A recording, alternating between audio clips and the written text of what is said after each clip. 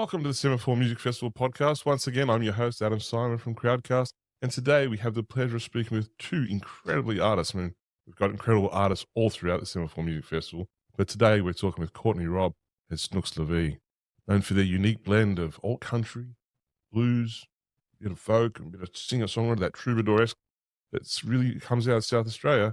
Courtney and Snooks have captivated audiences with their soulful performances and compelling storytelling. So, what are we waiting for? Let's dive into their musical journey and get to know the duo behind the music. Courtney Robb, Snooks La Vie, good afternoon. Welcome to the podcast. Thanks for your time. Thanks for having us. Thank you. As I always like to start when we're starting a podcast with someone for the first time, I quote the late, great Maria von Trapp. Let's start at the very beginning. Can you tell us about your musical backgrounds and then how you came together in that journey? Do you want to go first? Yeah. So I've been playing and writing for about 25 years.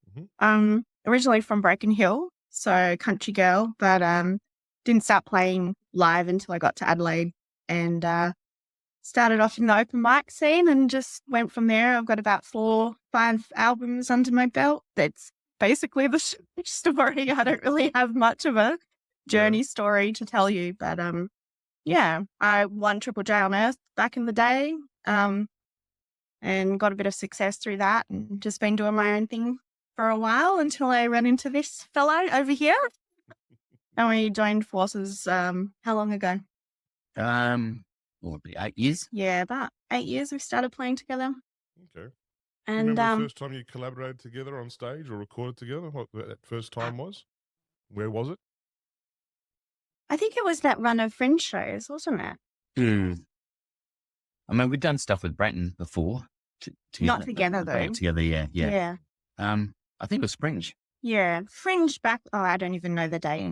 Gee whiz, long time, yeah. But I pulled Snooks up to just play harp on a couple of songs on a run of Fringe shows probably about 8 years ago, and the rest is history. So I mean, it was mainly through circumstance, mutual friends that we sort of like met. But we did meet through music, but I guess we were definitely working in different circles. Courtney, obviously through the folk scene, and myself, I came in through the blues and roots door. So that's just through a mutual friend, we sort of like hooked up that way. But yeah, prior to that, we're working in different circles. Yeah, it's a good synergy. It kind of works out well. We both come from a folk blues roots background anyway, so it kind of works well together. Yeah. But I guess, yeah, my career started back late 90s, I think. And basically 1998, I think my band sort of, we were playing locally around Adelaide predominantly, and then a little bit in Victoria and New South Wales, but not a great deal earlier on. But then Sony BMG at the time picked us up, and that's when I started doing a lot more in Sydney with my band, the Hip Tones at the time. And then off the back of that tour, once we were signed to Sony, we'd come home for 2 days and then have a 2-day break, and then back in Sydney to do 4 shows. Sometimes I'd stay in Sydney. I had friends there, Clayton Doley and Matt Morrison and James Hazelwood and Luke Davison from the Preachers. Adam Pringle as another, and so I'd just stay back and do gigs with those guys because I didn't want to come back to Adelaide and do gigs because there was a brand new audience and there was a lot more going on at that time. It was early 2000s, so Sydney was teeming, and probably still is. I haven't done it for a while, but that's what I'd say. Like the Sydney blues scene, or not just the Sydney blues, but I think the Australian blues scene. It's much, much stronger than people actually know, isn't it? I think it's so well connected, and all those names, Clayton and Adam, so they're all still going, and they persevere. Like we've got a venue in Sydney now called Miss Salise. It does blues music 7 nights a week and twice on Sundays, and it's like how a venue sustains that. And you go there, and there's a dedicated audience every night. So at blues and jazz, to a lesser extent jazz, but even roots and folk and so on. I think it's that niche community that is keeping it surviving well. It just doesn't seem to go away, does it? It's one of those staples that people just keep coming to, different genres or different styles of music come and go. But that blues and roots thing, it just seems to, it's same within Adelaide and Melbourne and Sydney. But Sydney freaks me out because there's just so many venues. I've got friends, Clayton and Dolly and Matthew Morrison and, Ron Lane and Adam Pringle and all those guys and Continental Robert Zeus are all good friends of mine. And I follow them dearly and closely to see their gigs, and they're playing all the time. And sometimes it's another new venue. I'm going, another new venue. Like, my God, it's great. I love it. Continental Robert played in the pub, my local, around the corner about 2 months ago. And normally a Friday night, it's just the covers. One guy's standing there doing covers. How many different times you can do To Her Door 10 times a night. And then Continental Robert comes with Adam, and his band as well. And by it's a football pub. By 10 o'clock, the place is jumping. And it's an amazing feeling. And I'm saying to the publican, you need to book him like the last Friday of every month and build that regular thing, because this guy who understands, and Adam Pringle does as well, and blues performers, and some of the footage I've seen of you, Snooks, is that you understand what it means to be a performer, and rather than sit there and I'm going to play Summer of '69 one more time, and that's the thing. So exactly, and music is like Conti, like Robert. He's universal. Like, he appeals to not just a blues audience. He's entertaining, and he's very very, very personable, and likewise with the musicians. I find the R&B musicians in Sydney, they're like family to me. They just welcome me with open arms. They're picking me up at the airport, putting me up. The likes of Adam Pringle and et cetera, et cetera. Back in the day when I first did a trip over to Sydney, I hadn't even met Continental Robert yet, but he played. My friend Matthew Morrison and Adam Pringle had both played in bands with him, and he met me at the Kings Cross station. Because he was had been somewhere, and he said, just meet me there. And he took me all around the cross and showed me where the Mansell room was, and all these institutions back in the day. Some of them were closed and some were still. The Guyana was open at that particular time, and he showed me the bourbon and beef bar and all that sort of stuff. And he called it the Mungle room or something. He had the Menzel bar or something, Menzel room. And so it's just so personal and so giving, and so I hold those musicians as friends. They're like family to me. So yeah. Courtney, can I come back to you? I was listening to some of your music this morning, and I've known your music for quite a while. And Paul Haggett from the former band, the Haggertys, introduced me to your music quite a while ago, and I find it hard to pinpoint. If I had a record store, I wouldn't know what section to put you in. And I wonder where that comes from. What were your musical roots growing up? Were you in a musical family? What type of music influenced you in your formative years? I'm not in a musical family. None of my family know where I get any of my talent from, but I did grow up listening to a lot of folk music. So my dad was a big Dylan fan, Joni Mitchell and Joan Baez sort of stuff. So I think I came to music from a point of view where the lyrics are the most important thing. So I've always been a lyrics person. As far as genre goes, I'm a 90s girl, so I grew up in my teen years listening to like Nirvana and PJ Harvey and whole like a lot of like grunge bands. Which I don't sound anything like that, but I have a very diverse taste in music. Like in our house, we listen to anything from Guy Clark to Chapel Roan at the moment. I'm obsessed with Chapel Roan. But I think I'm about the song rather than the music, and whatever type of music tells that story. The best way is the path that I take. So, but it's funny you say Hole there. I was talking to someone literally last weekend saying Hole. Some of the songs in that Hole album, those first two albums. Yeah, Courtney could come out now and do almost a roots album herself, and just take those and strip them right back. There's such great songs, and those arrangements where I'm the same. I was talking to Ruby Gazzoli yesterday from Oscar the Wild, and I said, I went and saw Nirvana, when they toured Australia, and then I've seen Hole, and wow. you think to yourself, they've all evolved. I mean, even Pearl Jam's evolved into For sure. acoustic sound, but think some of those songs which were, by Hole and those grunge bands could Yeah. certainly evolve now that they're a little bit older, a little bit more mature, into a whole different genre. Even like I was saying to someone last night, a rap song called Low by a guy called T-Pain. It's a great Hmm. blues song. It's just to a Yeah. rap beat, and that's where Yeah. this genre fusing, and I suppose now we have such an access to such music with streaming and technology. Yeah. That's interesting to see, and I found it fascinating you said Hole there because we literally Yeah. had that discussion last week and so on. So Yeah. I think, you can see merit in any genre. I try not to have those boundaries. I don't like to pigeonhole what I listen to or how I play. I just it's all about the what you're trying to say, I guess, is more important to me. and that's what you're saying, but also how you deliver it too. I mean, I find your vocal delivery is just, it's charged with emotion and so on. And is that something you really try and convey as the singer and the songwriter? Um, I don't consciously do it. I think it just happens naturally for me. I'm not I'm not a very outgoing person. I'm not a natural born performer on stage. Like, I like to think about what I wrote the song about when I'm performing, whether it's in the studio or in front of an audience. So maybe that just comes naturally because I'm just thinking about how I felt when I wrote the song. Like, every time I perform that song, it takes me back to where I was when I was writing it. So I just like to try and be as authentic to myself and to the song as possible. Yeah.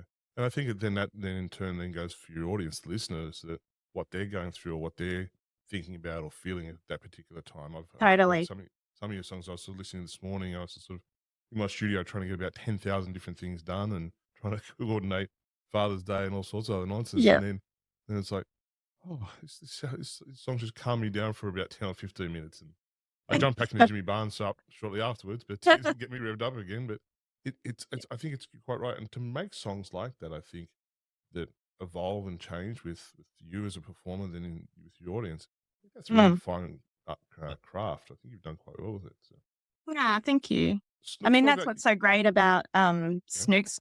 Snooks is playing as well. It's really tasteful. Like, it doesn't get in the way of the story that I'm trying to tell, and also it actually lifts it where it needs to be lifted, and it's just perfectly placed. And yeah, it's really great to work with him. Yeah, I was going to say, Snooks, you remind me of a Mickey Raphael, and how the same thing the way, as Courtney just said, like Willie tells the story. Willie Nelson tells, for those who don't know, Mickey Raphael's been Willie Nelson's harmonica player since he was about 2 years old, when he first met Keith Richards. But the same thing, you remind me of that because that harmonica playing doesn't get in the way, but it complements it. Or how like a Yo-Yo Ma cello might complement a certain piece of songwriting just perfectly and so on. I mean, your harmonica, what drew you to the harmonica? First and foremost, it would be my dad played a lot of R&B and blues and stuff, but he had a cold chisel record, and it was East, and that morphed into another record. He had live swing shift, I think, and it had a guy called Dave Blight on there. And when I came into music, that R&B door in Adelaide, I was obviously hanging around that fraternity of blokes that were, playing that kind of music. And I ran into David Blight, who was living in Adelaide and still does. And I was a fan of the work he did with Cold Chisel. So that, although we're completely different harmonica players, he does more what we call the lip pursing, and I'm more traditional tongue blocking. But he certainly was probably the main influence as to why I started. And we played completely different styles. It's weird, and his solo on K-Sound is just it's unbelievable. It's that is the quintessential, if you like, harmonica solo of all time, for Australian roots music. Because that's what cultures were originally were. They were roots, a rock and roll roots pub band, and probably still are, really. Just one of the best at it. So that got me into a guy like Greg Baker, he was more the traditional Little Walter sort of thing. So then that opened the door to that sort of. So I was exploring more the traditional side of things with Little Walter and all that. And then I've always had a fascination of country music. I'm a big fan of Hank Snow and people like that. And and Mel Haggard and all those sort of things. So, and Willie Nelson, obviously. And then I'd hear people like Mickey Raphael. So he is a big influence. Little Walter with the blues sort of stuff, and Mickey Raphael was certainly with more the country, bearing on that country styling. So that's how that all came to fruition. But, Little Walter was so far ahead of his time. I mean, it's such a sad story what happened to him. His demons just got him and everything like that. But for what he was, not just a musician, but an African-American musician, just making those strides and playing that instrument, and so far ahead of his time. Little Walter could be released today, and it would just be as fresh and just be as relevant. I think that's such a special magic formula. It's such a shame what happened to him. There's a guy in the States by the name of, he's one of my main mentors. His name is Kim Wilson. He's from the Fabulous Thunderbirds, and we sort of keep in close contact, mainly through socials. But we've had the odd phone call. But he's the only guy that I know that can really play that style, and the style of that era. The Little Walters and Big Walter and George Harmonica Smith, all those kind of guys. And Howlin' Wolf even as well, was a great harmonica player. Yeah. He's got all those styles down, and then he's got the Kim Wilson style. So he's a massive influence and a massive help. I've got questions, he's always open to help. So, but yeah, certainly that Mickey Raphael styling, I love that kind of playing. I love how it complements, because the blues is very different lyrically and narratively compared to what folk music or singer-songwriter music like a Paul Kelly or a Courtney Robb would be playing. So you kind of approach the instrument quite differently. One's more, I guess, if you're playing blues, it's more of you're doing solos and not making impacts through that way of music. But with Courtney's music or folk music, or if you're doing a Willie Nelson or Mickey Raphael thing, you're kind of complementing. So you're finding pockets and places that you're going to enhance and make the story kind of move into a painting or something like that, something that's a bit more visual. Yeah. Let's talk about songwriting for a second. Between two. Do you write together collectively, or are you still writing individually? I usually have the seeds of the song these days, and then I'll get it to probably like 50-60% and take it to Snooks, and then we'll kind of work on the rest of it musically together. That's how it seems to be working these days. But lyrically, mostly me. But yeah, definitely working with Snooks has changed the way that I approach the songwriting as well. So sometimes I'll have particular harp sounds in mind for certain songs, and that'll sort of change the direction of like where I want to go with it. And it's a bit more of a collaboration these days than it used to be. Are you a songwriter, Courtney, that you've developed a certain level of patience? I mean, I work with a lot of young artists and they want to knock out a song. Oh, I'm going to write 3 songs this weekend, and I've tried to explain to them it doesn't work like that. You might start something, and like I met Guy Clark once, and he said, some songs take 3 years to write. Yeah. 2.5 minutes, 3 minutes, and he said, I've written songs that take 3 years. Yeah. And Guy Clark told me about it took a lot of patience. Is that something you've had to learn as you've grown up as well? Totally. Yeah. When I was younger, I would, if I didn't finish a song or it didn't flow easily, like in one sitting, I would throw it out and never come back to it. But I think as you get older, I don't know. I think when you're younger, like those emotions and everything drive things a bit more. And as I've gotten older, it's just, it doesn't happen that way. It is a slower process. And like I'll quite often come back to stuff that I've written or started writing a couple of years ago. Like we're working on a new album now, and I've got songs in there that I've, started 6 or 7 years ago. Funny enough, there's a song in there about that subject, well, kind of about the subject, about having to put music out, with the expectations of, I know it's slightly different. Oh, yeah. I mean, COVID changed everything as well. So I think that forced a lot of musicians to have patience in a way that maybe we hadn't had to do before. It kind of gave us time to sit back and really stew in what we were doing, rather than going along that wheel of like always having to release music and feeling that pressure to, always be creating and stuff. So But I've seen It's a bit of a blessing in disguise there. I mean, I've talked to a lot of artists. I do several different podcasts, and there's so much music coming out now out of that COVID period, yeah, and it's fantastic. And it's yeah, different to what they had done previously, yeah, especially in the country vein. A lot of songwriters, a lot of young musicians who have found themselves isolated or couldn't work mm, live, really have gone introspectively to some very good songwriting, yeah, fantastic musicianship. A lot of young musicians I know, and even some more experienced musicians took that time to teach themselves a new instrument or mm, a new methodology or a new technique and so on. And it's yeah, COVID was devastating for the music industry, but 2 or 3 years later, or as we're dealing with it now, it's mm, actually a burgeoning creative period, I think, in Australian yeah. music.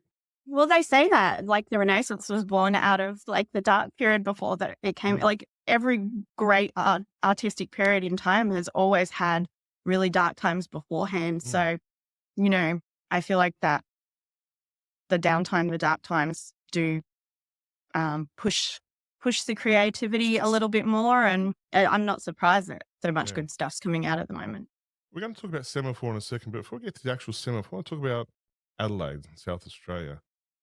It's such a fantastic fusion of live music there. But one of the key things I noticed that the Adelaide music scene, especially, is such a supporter of original music. Sydney at the moment, we're going through a hey, you've got to play covers, covers, covers, covers, and covers. Whereas Adelaide, the venues like the Gov and so on and so forth are always supportive of original music. And it seems to be, even without, say, releasing albums on Spotify, I see this pattern where everyone can still work, everyone's still working Yeah. and honing their craft and so on. So that's something which is unique to Adelaide, both of you think? I've never worked in any other city, Mhm, so I can't compare it to anything. mhm, But yeah, I mean, for a small town, it is really just a small town. I mm. think the community bands together a bit more than maybe in a bigger city. I'm not sure what's your perspective Mm, on that. I guess we're a small population, so and we've got two or three designated venues. There could be two that come to mind are the Grey Assembly and the Wheat Chief Hotel, Mm. and they're very much so. Original. They're very much so about original music. In fact, unless you're doing something quite covers that are quite unique, like I've done a lot of gigs there where I'm doing blues, but they're quite unique. There might be stuff by Slim Harper or something that someone's never heard, or a B side of a little Walter song that. So, but for the most part, those venues are putting on original bands, so it becomes quite prominent in the people's minds in Mm. today and all that. That Adelaide folks, because I guess because it's whilst it may seem a minority, it kind of it gives people that kind of thought that we are a more of a original music city, and I guess There's of like amazing younger bands coming yeah, through. lots. Like I'm probably too old to comment Yeah, on yeah, things. Like we yeah. don't go out as much and see as much as we'd like to, but And there's just some crackers, yeah, singer-songwriter stuff, the Paul Kelly level, that type of music, Ryan Martin, John, Alana Yak, and Courtney. I mean, these are younger people as well, but there's heaps of them coming through, and they're Tom Redwood. mm, There's some crackers, and they're world-class songwriters. Yeah, and I think that's an interesting thing. And thankfully, we've got space on the stages, not just in the venues, also but at festivals like Semaphore. And Deb and the team have done a great job putting it together. yeah, You're allowing sort of younger bands like I met the team from Ruby from Oscar the Wild yesterday. yeah, It just took me straight back to that 90s, talking before Courtney about that 90s yeah.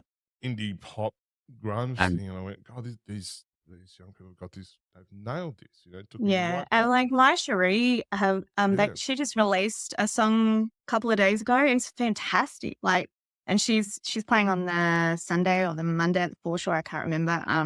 But like bands like that, these younger artists that are coming through, it's so good to see that But they're also thriving. treating it as a business too. They're branding themselves really well. They're Yeah, taking the time to do everything properly rather than cookie cut, cookie cut, cookie cut. yeah, Something like My Cherie or Oscar the Wild, and even mm. had the fortune to meet Paul McLeod from Paul on the Road a few days ago. Fantastic. Just like the insides showing and fusion coming together in this community when we're all going to lead up to we're coming to Semaphore's 20th anniversary of the Semaphore Yeah, Music Festival, October long weekend. as musicians, what's it mean to be part of an event like the Semaphore Music Festival? Semaphore has been just a staple in my calendar, whether I'm performing at it or just attending as a punter for as long as I've lived in Adelaide, I think. I think I played there for the first time. It would have been about 10, 11, 12 years ago. And I've played several times since. And it's always just, it's a great weekend. It's fun. It's fun. It's community. It's Well, we're very proud Port Adelaide people, and Semaphore is the peninsula just next to our suburb. So we're here in Port Adelaide, and just inland from the coast. The port's a little estuary, which sort of is opposite the peninsula, which is Semaphore. So we're proud Port Adelaideans, and it's a pretty close knit community we have. So festivals like this, I mean, I think I've been to every one since it started. I think I would have, just about. So we're very proud people, and we're very community minded. So it's just, we love events like this because it just brings the community together even more. What can I ask each of you? One favourite Semaphore memory, either as a performer or as a punter. Snooks, you're supposed to say every time Courtney walks on stage, but I meant to say that before. We were just talking about it earlier that I actually think that the first time I met you was at Semaphore Music Festival. And that was a long time ago now, but so maybe that year, I guess. That was a good one. That was with Brent and Matt. So we shared a stage for a song, I think, and with Kelly Manhattan. And there's too many memories to. It's the favourite child question, isn't it? And because it runs across 3 days? 3 or 4 days. 3 or 4 days. It's just, it's not just the gigs, it's catching up with everyone. It's the atmosphere. It's the atmosphere. So when you're not gigging, you're going to see someone else, or you're having a beer with someone else, or someone from interstate. Sometimes we have the interstate people play at the Semaphore Music Festival. Lucky Dolly's done it a couple of times, I think, and I think it's doing this time as well. But there's always someone coming in as well, and that we all know. So it's good to get around them and invite them into the community and give them a good time. So it's a nice spot. Why festivals like Semaphore, small niche things with the community that comes back every year, and it said like you might meet people who you saw last year and you've not seen them since then, or I think that's why it's surviving as opposed to and thriving, as opposed to we're seeing the sad demise of things like Blues Fests, these large festivals which must cost millions of dollars to put on.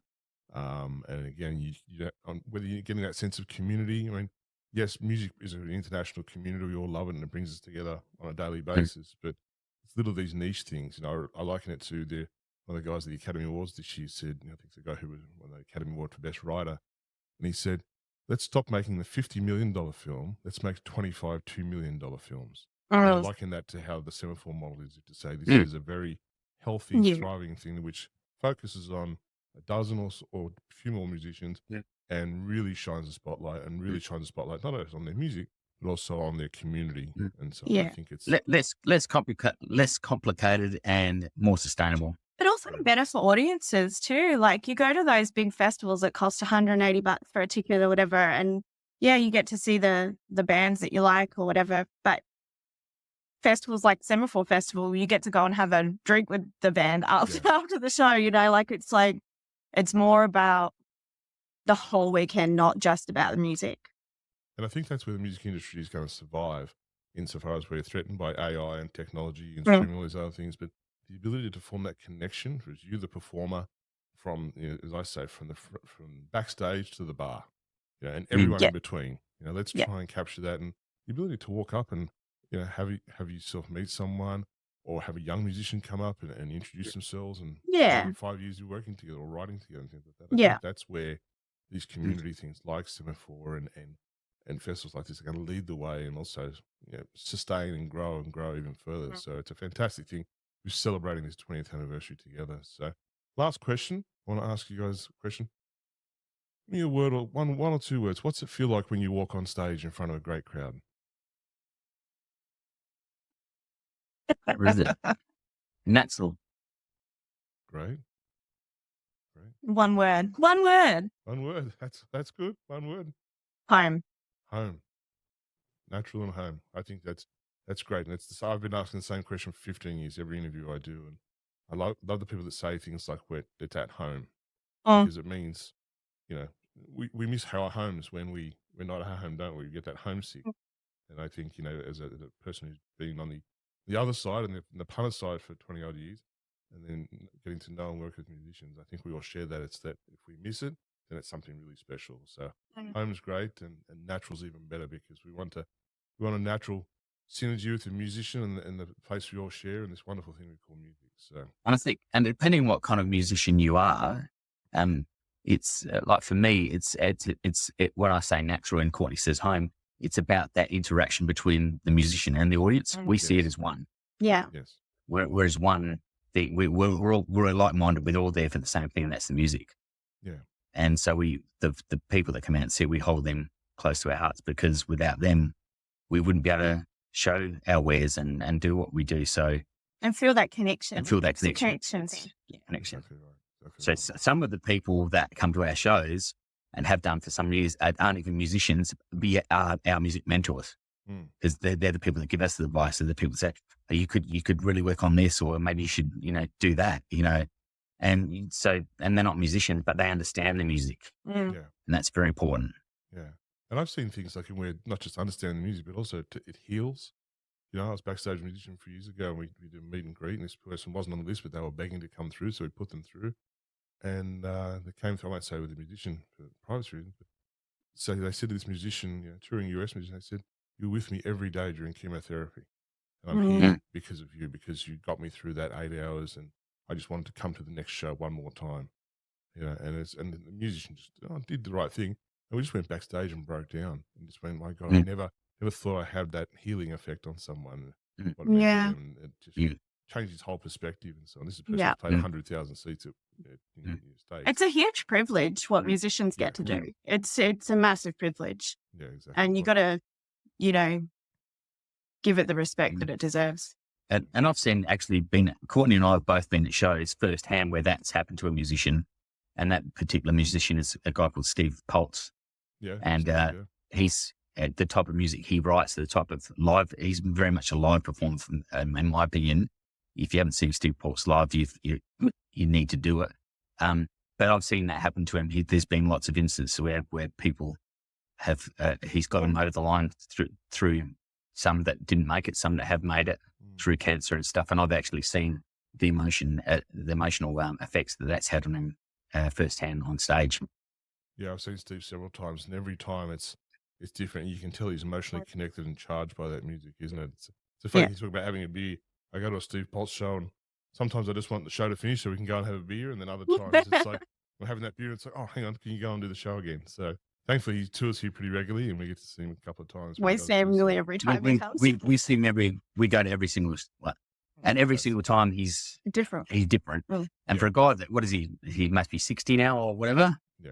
Yeah, he just keeps getting better and better and better. There's no stopping him. He's better every single time I've seen him. Right.